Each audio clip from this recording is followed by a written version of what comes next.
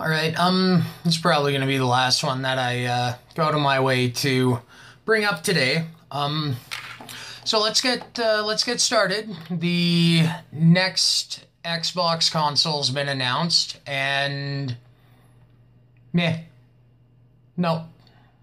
Nope. Goodbye, Microsoft. My favorite console was the Super Nintendo. Then I got into PlayStation. My favorite console was the PlayStation 1. Then I got my Xbox 360. And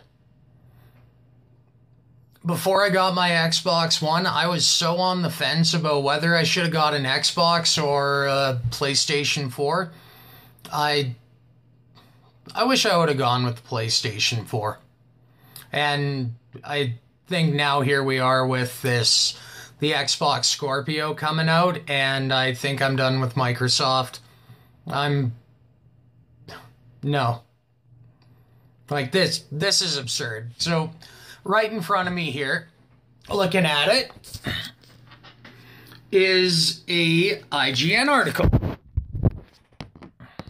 Now, header for the article says Microsoft has announced Xbox Game Pass Ultimate, which will combine Game Pass and Xbox Live. Now, I mean, I truly believe that this Game Pass Ultimate combo with Xbox Live, this is tailored specifically for the Scorpio. It is as far as I'm concerned, it's a junk system. Like, this is a Soulja Boy console with better hardware in it and a bigger SSD. This is not the future of gaming. And, I mean, they're not going to have a disk drive in the console. So, this Scorpio project is going to be pretty much just strictly reliant on Game Pass and virtual sales. I'm opposed to this for a whole lot of reasons. And most of them even make a little bit of sense, if you can believe it. So, while typing up the reply to this article on IGN, as I'm prone to do when my brain gets going, for now, I'm just going to stick to the live. Game Pass is only good for around 4 months. After you dump about $60 into it, you realize that outside of the games you already own on disc, there's only 5 or 6 on there that are worth actually playing. I mean, Microsoft, your backwards compatibility library sucks. It's abysmal. And don't tell me that you guys couldn't just do an update to the console itself to have it pick up that format of disc. That's not a software thing. Sorry, the Xbox One is too complex of a system. The fact that it reads backwards compatible 360 games off the drive, even if you have to install it, not a big deal. It really goes to show that it can be done. So, I mean, between the horrible backwards compatibility library, Xbox doesn't have really anything other than Gears of War for exclusive titles. And I mean, to me, that's the real big part where I wish I would have just gone and gotten a PlayStation 4. The lack of console exclusives, the lack of a quality single-player game, very disheartening. But Sony's doing a real good job.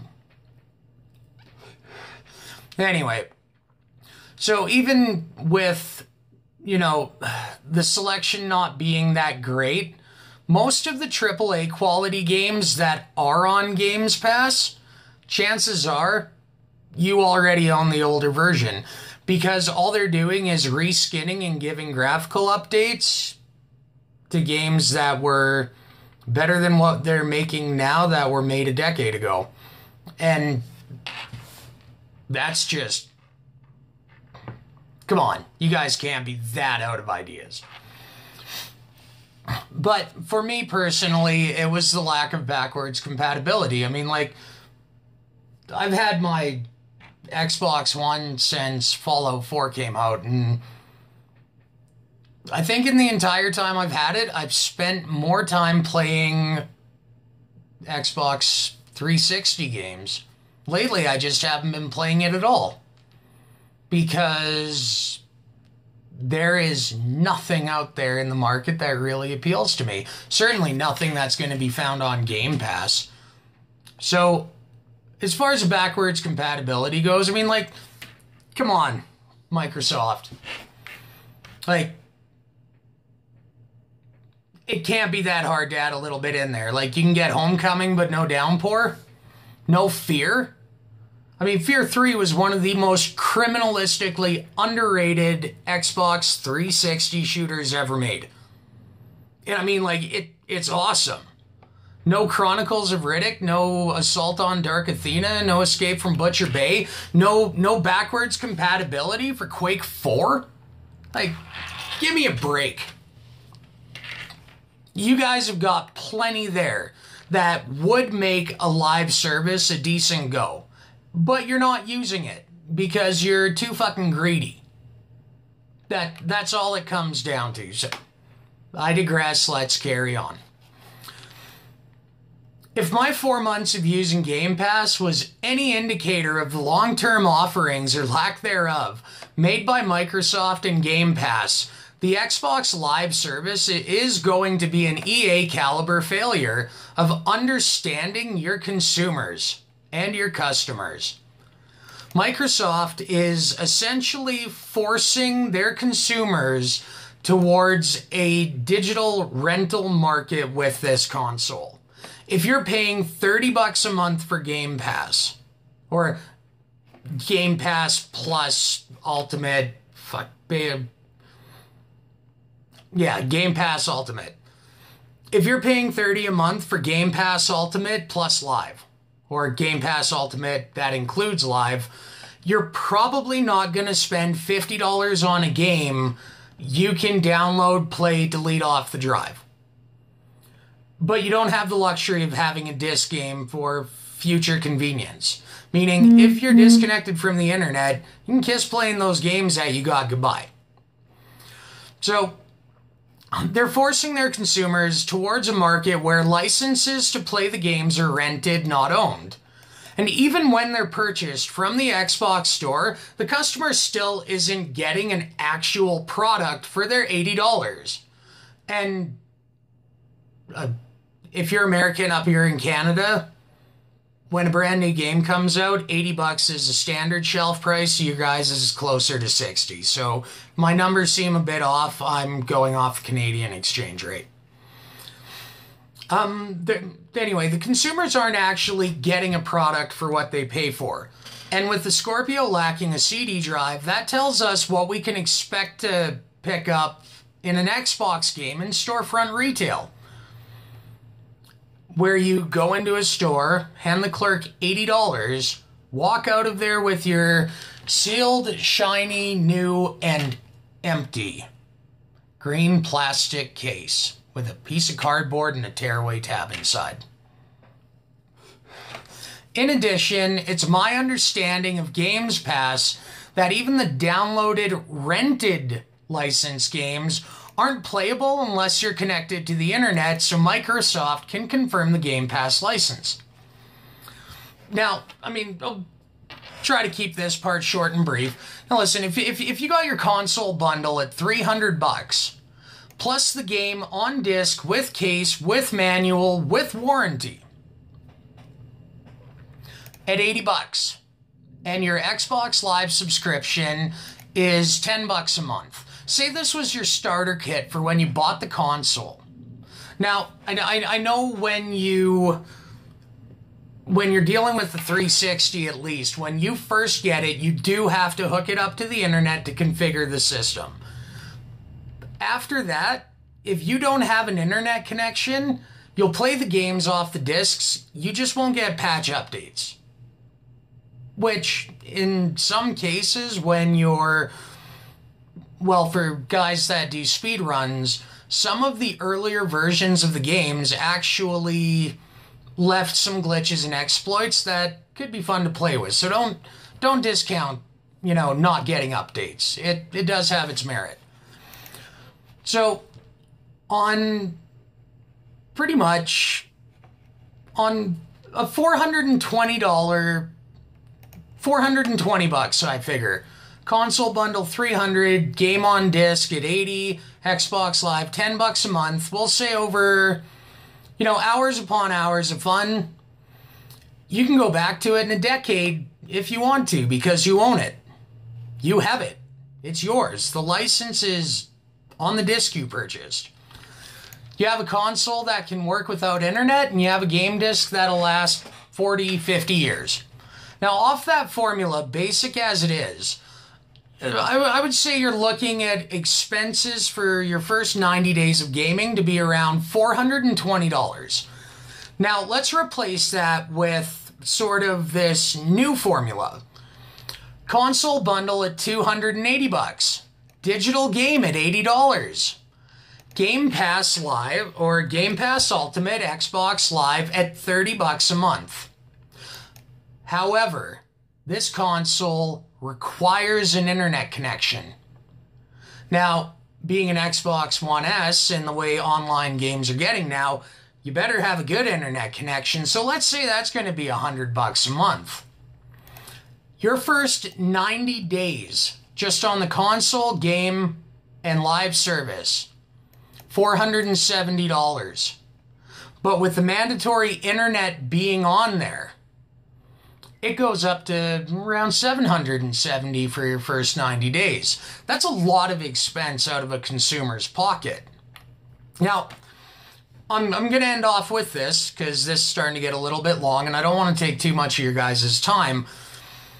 As if all that ain't about enough of a bit of bullshit, but the consumer is still on the hook for paying the full retail price of a non-tangible digital license to a download, while the publishers have saved a fortune in their manufacturing costs. Cover sleeve, download card, green plastic case. That's it. 2 pieces of paper and a plastic case. Buying those in bulk, I would think that might cost about 3.5, 4 cents. Think about that for a moment. Let's also take into account that the freight for shipping these. Freight is calculated by weight. So let's just imagine here, if there are 4 million discs that don't need to be pressed with a game, that is the weight of 4 million discs. The publisher doesn't have to pay in distribution. So essentially what I'm saying is that the player is still going to end up paying full price for a game for literally nothing. And if they do buy it storefront, they'll be paying full price for what it costs the developers, about 10 cents to make. I'd make a remark about the cost of game design and the staff at these studios, but at this point, we all know that AAA games aren't even competent to release a finished, polished game anymore, so there's not even any value to be found in that. And don't come back at me with the argument that, oh, well, there's free updates, there's free upgrades, there's free DLC, there's free future content. When a game is released in a beta, unfinished state, or just outright fucking broken. Whoops. Yeah. When a game releases like that, in that state, that is not future content. That's shit that should have been put in the game you already paid for. So this to me seems like the ultimate corporate plan on cutting as much cost as possible, even right down to the console. They're saving a lot of money removing half the hardware in there in favor of a motherboard and a solid-state drive. So, That's a lot of money they're saving. The savings aren't going to get passed on to you. Do not get Xbox Game Pass. Don't get Game Pass Ultimate. It sucks. I wasn't in any rush to renew my subscription when it expired. And be wary. Because after this from Microsoft, my next purchased console is definitely going to be a PlayStation where I can get my money's worth. And I have a feeling PlayStation is going to buy out. They're going to do what they did with Naughty Dog. They are going to buy out and get exclusivity to studios. I wouldn't doubt FromSoft ends up on that list. Meanwhile, Microsoft is probably going to get in bed with Blizzard, Activision, EA, and Bethesda. We're going to see one part of the industry kind of stick to gaming as most of us know it and as it should be. We're going to see the other half go far, far, far left. And what that's going to lead to is a serious disparity between Microsoft and PlayStation. Because PlayStation is going to blow them out of the water, not on an online market, for what they offer outside of it. If anything, just for the optics that Sony is not out to fuck you for every last dime you have. To pad the wallets of people who couldn't even do their job using the full ass. Well, that's it for this one. Sorry if I rambled on a bit too much there. If you like this video, let me know what you think. Leave a comment. If you hated it, leave a comment. I'm open to criticism. If I'm wrong about something, correct me. Put it in the comments below. Let's keep talking. Let's keep this going. Stay safe, people. Don't be stupid. Don't take any guff from those fucking swine.